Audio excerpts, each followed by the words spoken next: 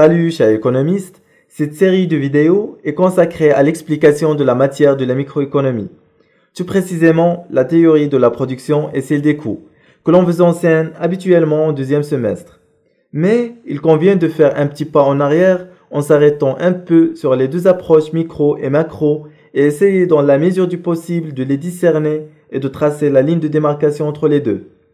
C'est parce que la plus grande majorité des étudiants novices en économie avec qui je traite n'arrivent pas à faire une vraie différenciation entre les deux. Tout d'abord, la microéconomie, c'est une branche de la science économique qui analyse les phénomènes et les comportements économiques individuels. Je souligne le mot individuel parce qu'il est fondamental. Comme vous le voyez sur le diapo, la définition de la microéconomie affirme que son niveau d'observation privilégié est celui d'un consommateur, un producteur et d'un marché. Cela signifie que la microéconomie s'attache profondément à étudier le comportement de la consommation qui définit la demande sur le marché, et celui de la production qui permet de définir l'offre.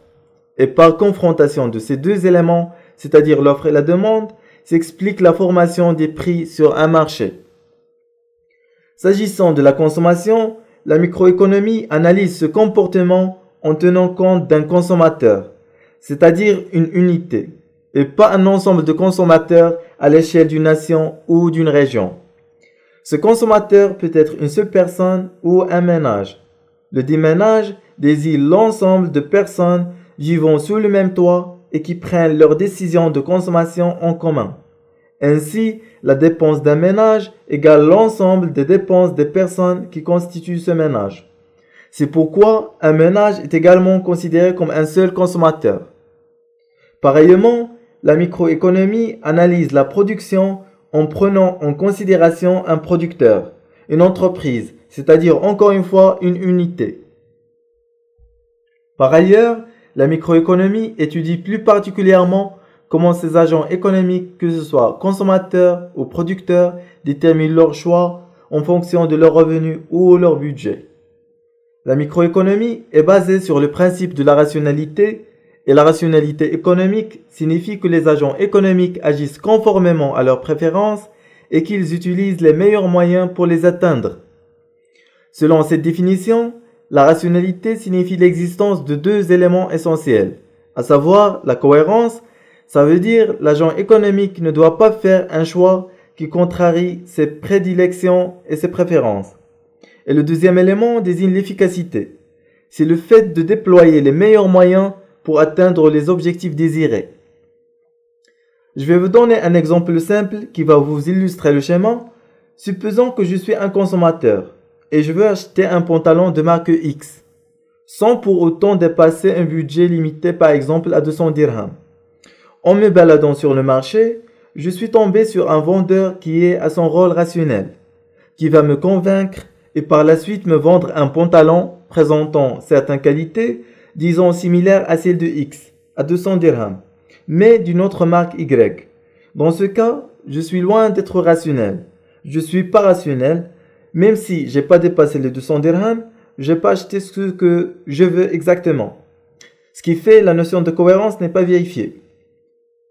Bien évidemment, pour étudier la façon dont les prix et les revenus interagissent sur un marché, c'est-à-dire la manière par laquelle les prix et les revenus influencent l'un l'autre sur un marché pour équilibrer l'offre et la demande, la microéconomie utilise des modèles mathématiques dans lesquels le consommateur possède une fonction d'utilité qui cherche à maximiser sous la contrainte de son budget, et l'entreprise de son côté possède une fonction de production sous la contrainte de laquelle elle cherche de maximiser son profit.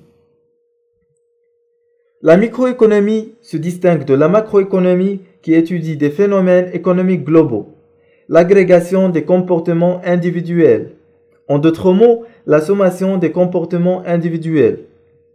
Par exemple, si on s'attache à étudier la consommation du point de vue macroéconomique, on tient en compte l'ensemble des personnes, des ménages consommateurs au niveau national ou l'ensemble des consommations à l'échelle nationale, au lieu de prendre en considération un consommateur, une seule unité, comme on vient d'expliquer pour la microéconomie. La macroéconomie regroupe les individus en groupes homogènes appelés secteurs institutionnels, ménages, entreprises, etc. et procède au regroupement des millions d'opérations économiques en catégories homogènes. Consommation nationale, production nationale, investissement national, épargne nationale, et ainsi de suite. Par ailleurs, la macroéconomie cherche à expliquer les relations entre différents indicateurs macroéconomiques, autrement dit indicateurs agrégés, tels que le PIB, la croissance, le taux de chômage, l'inflation, etc. En premier lieu, nous devons passer par la question « Pourquoi étudier le choix du producteur ?» La réponse est simple comme bonjour, parce que cette théorie représente une branche de la microéconomie. En effet, l'analyse du choix du producteur constitue le deuxième pilier de la théorie microéconomique, derrière la théorie du choix du consommateur. Sans le moindre doute, l'entreprise, la firme, comprend plusieurs services, à savoir le service approvisionnement, production, commercial, financier, le service de la gestion des ressources humaines, etc. Et bien évidemment, son fonctionnement est complexe. Mais pour la commodité des modélisations, pour un souci de simplification, la théorie microéconomique fait comme si l'entreprise est représentée par un seul service, qui est celui de la production. La firme sera donc représentée uniquement par sa seule fonction de production, et c'est à partir de cette fonction de production que l'on décrira le comportement du producteur. Même si cette simplification semble excessive, exagérée, elle permet de répondre à des questions fondamentales telles que quoi produire, combien produire et comment produire. Pour récapituler, on a dit d'une part que le comportement du producteur se représente et se montre par la fonction de production, de l'autre, le service de production se réduit en un producteur, c'est-à-dire un agent représentatif.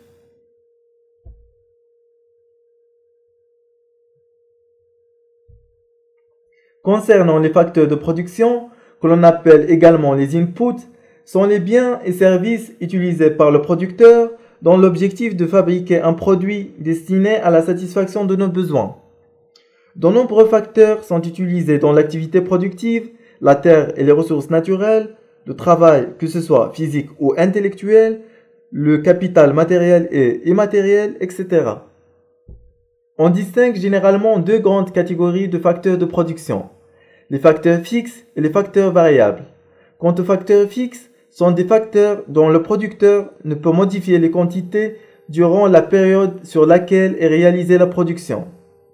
S'agissant des facteurs variables, sont des facteurs dont le producteur peut modifier les quantités afin de changer son niveau de production, s'il estime que cela est nécessaire.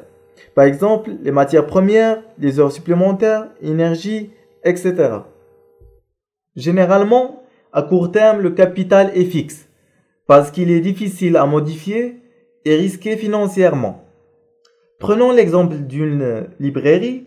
Sans nul doute, lors de la rentrée scolaire, la demande devient très élevée. Malgré cette demande excessive, le propriétaire de la librairie ne risque pas ses fonds en élargissant son local et en achetant d'autres machines, parce que cette demande est temporaire. Ici, le producteur va agir sur le facteur travail en misant sur les heures supplémentaires ou encore en employant d'autres travailleurs. Les aspects à court terme et à long terme sont très importants pour déterminer le choix du producteur. En courte période, le produit total est obtenu en associant un facteur de production fixe avec un facteur variable pour un état constant de la technique de production. En longue période, tous les facteurs de production sont variables. La taille de la firme peut être modifiée. Concernant la combinaison productive ou encore la combinaison d'inputs, ces dernières désignent une liste de quantités d'inputs x1, x2, x3 jusqu'à xn. Dans le cas des deux facteurs travail et capital, la combinaison productive est représentée par le couple des quantités utilisées du travail et du capital. Quant à la fonction de production, elle traduit mathématiquement la relation existante entre les quantités des facteurs de production utilisés, les inputs, et la quantité maximale d'output obtenue. On peut également définir une fonction de production comme la spécification du minimum d'intrants, les inputs nécessaires à fabriquer une quantité donnée de production. Chez les néoclassiques, l'entreprise est considérée comme une boîte noire, c'est-à-dire ça ne m'intéresse pas ce qui se passe à l'intérieur, côté technique, côté financier, côté relationnel, etc. On ne s'intéresse qu'à ce qui entre et à ce qui sort. Autrement dit, les inputs qui désignent l'ensemble des facteurs de production utilisés dans le processus de production, main-d'œuvre, matières premières, capital financier et physique, etc. Et les outputs qui signifient les produits du processus de production. En d'autres mots, les produits vendus par l'entreprise. Jusque-là, je m'arrête, je dis merci. Aussi, je me permets de dire qu'on serait captif d'une attention d'acceptation et de vouloir partager un processus de vidéo qui n'a fait que commencer. Ce sera passionnant de détecter chez vous une attente consciente et passionnée à plus et à beaucoup de vidéos.